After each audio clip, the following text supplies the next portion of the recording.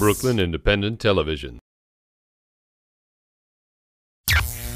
First teachers and senior citizen centers, now firehouses, are on the chopping block. And if the city's budget passes, 22 firehouses citywide would be shuttered, 8 of them in Brooklyn.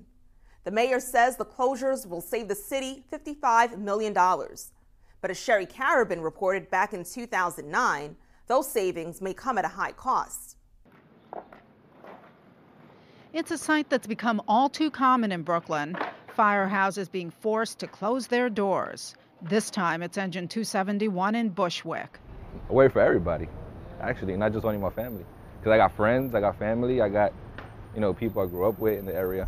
I've been living around the neighborhood for 39 years. I've worked in the neighborhood for 39 years. And it's going to be so sad if this firehouse would leave, because, what will the people do in the community? This is the only firehouse that we have around here. And I'm sure the people, they're sad about it. But the news wasn't entirely unexpected.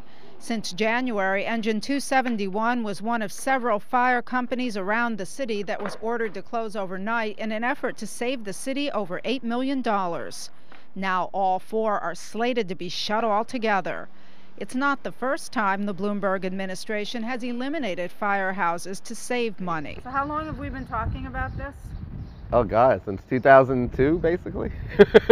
Phil DiPaolo is president of the New York Community Council and former community liaison for the People's Firehouse, or Engine 212, which was closed by the Bloomberg administration back in 2003. The response time in this neighborhood almost went up a minute.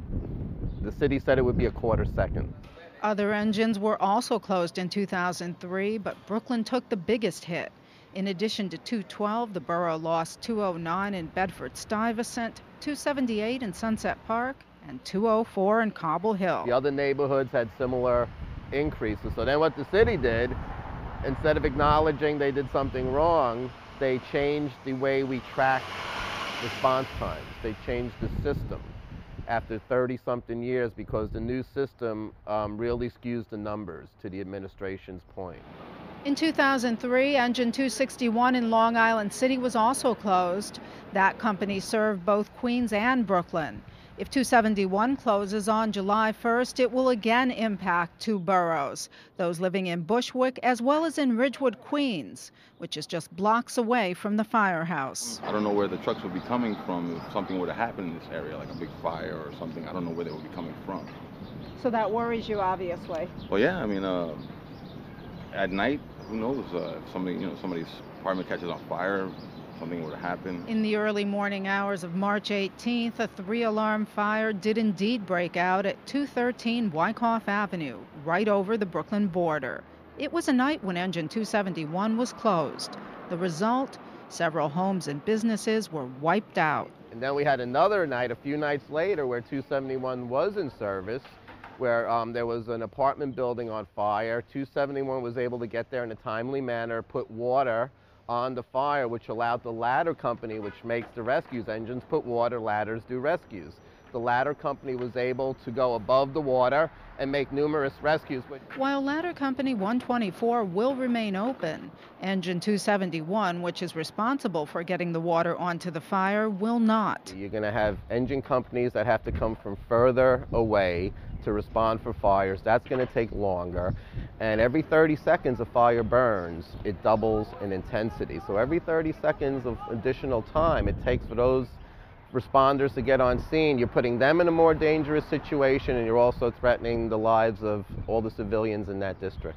FDNY spokesperson Jim Long says the department doesn't want to shut any firehouses.